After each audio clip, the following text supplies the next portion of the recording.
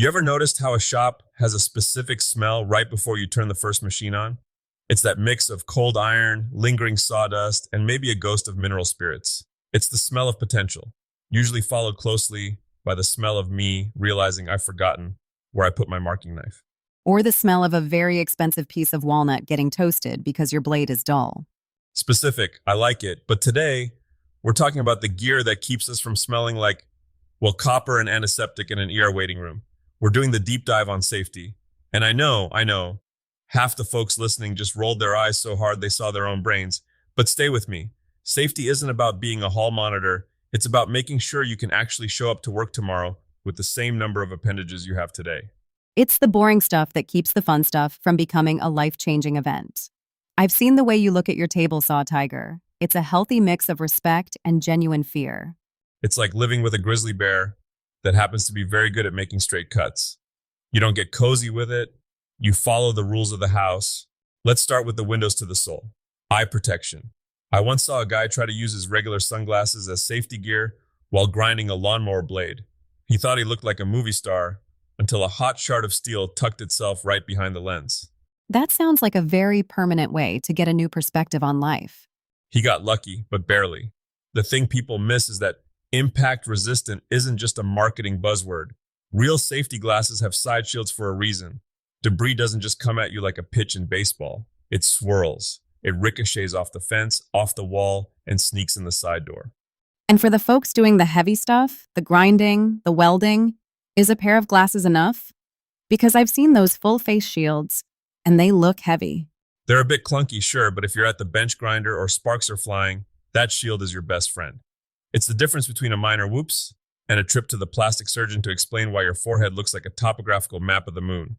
Plus, wearing one makes you feel like a riot cop or an astronaut, which is a nice little ego boost during a long Tuesday.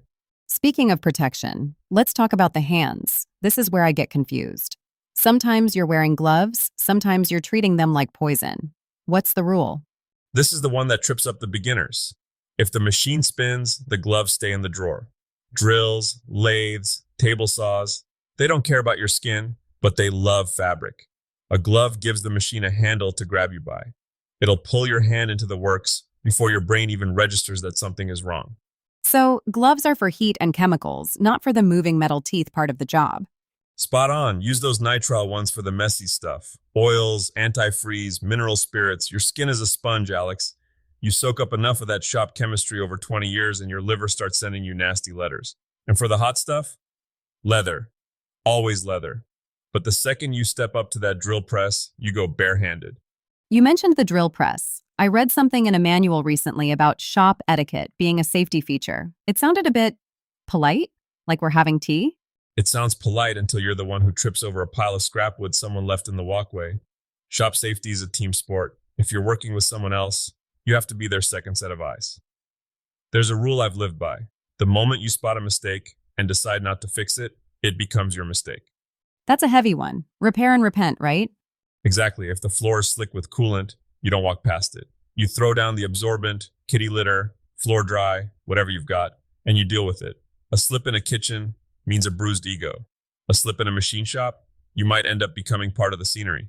You have such a way with words. Part of the scenery. I try. But seriously, let's talk about the stuff below the ankles. We've talked about eyes and hands, but your feet are the unsung heroes.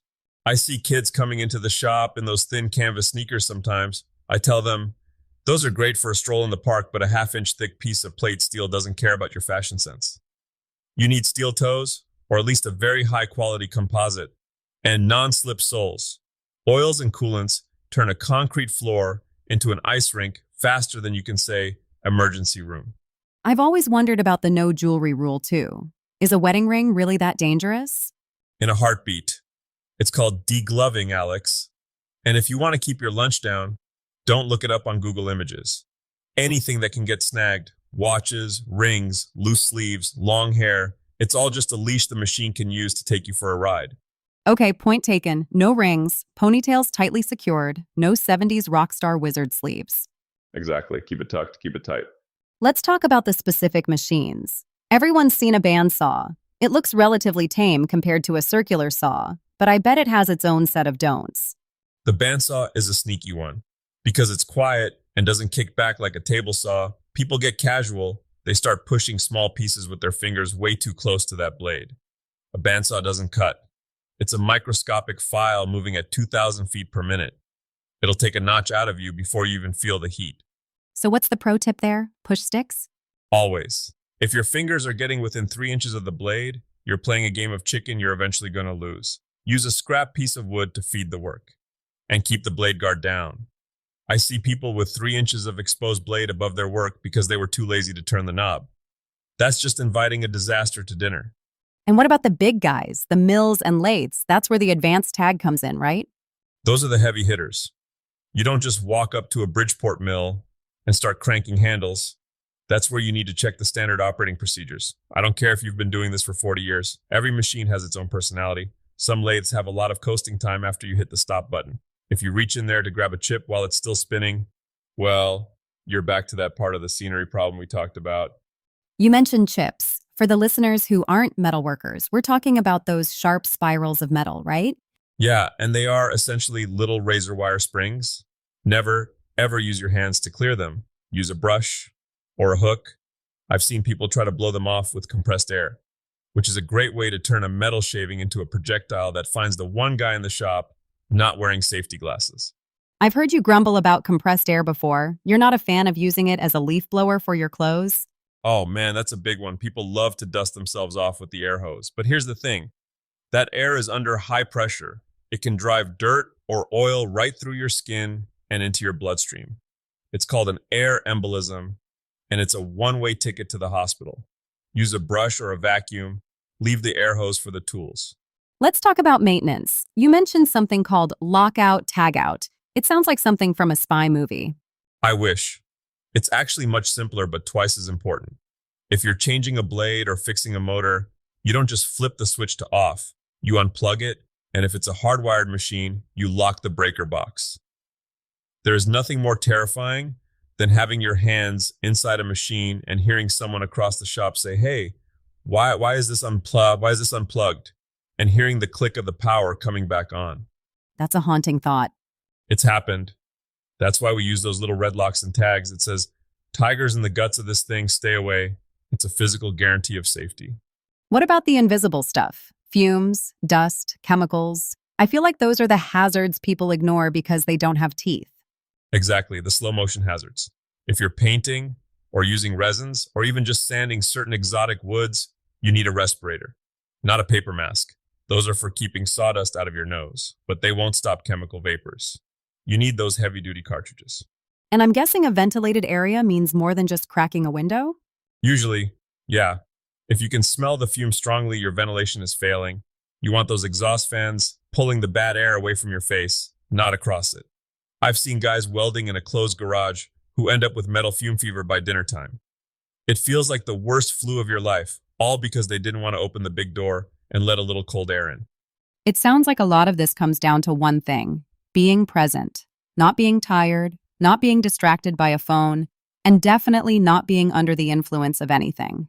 You hit the nail on the head. The shop doesn't care if you had a bad night's sleep or if you're replying to a text.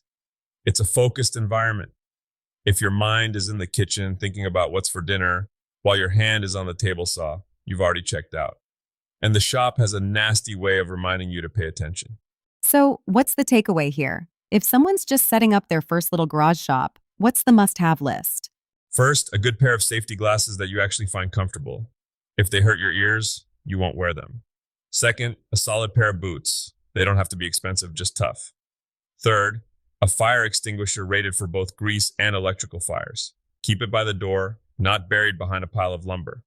Fourth, a decent first aid kit. Not just a box of Band-Aids, but something with real bandages and an eye wash station. An eye wash station? Like the ones in high school chemistry class? You can get little portable ones now. If you get a splash of brake cleaner or a wood splinter in your eye, waiting 10 minutes to get to the bathroom sink is 10 minutes too long. You want to be able to flush it right then and there. 15 minutes of steady water. Your eyes will thank you. And the fifth thing? A brain. Sounds cliche, but it's the best tool in the shop. If a cut feels sketchy, it is. If a setup looks wobbly, it'll fail. There's no shame in stopping a project to rebuild a jig or double check a manual. The shop will wait. Your fingers won't. I think that's the most Tiger advice I've ever heard. The shop will wait. It's true. That piece of maple isn't going anywhere. It's been a tree for 50 years. It can wait another 20 minutes for you to find your push stick. Well, we've covered the gear, the etiquette, and the oh no moments. Any final parting shots for the folks at home? Just one. Safety isn't a goal you reach. It's the way you walk through the shop every single time. Don't be the guy who says, I've done this 1,000 times without a guard, because the 1,001st time is usually the one that makes you famous for all the wrong reasons. Let's avoid being shop famous. Let's go build something beautiful, but do it so you can come back and do it again tomorrow.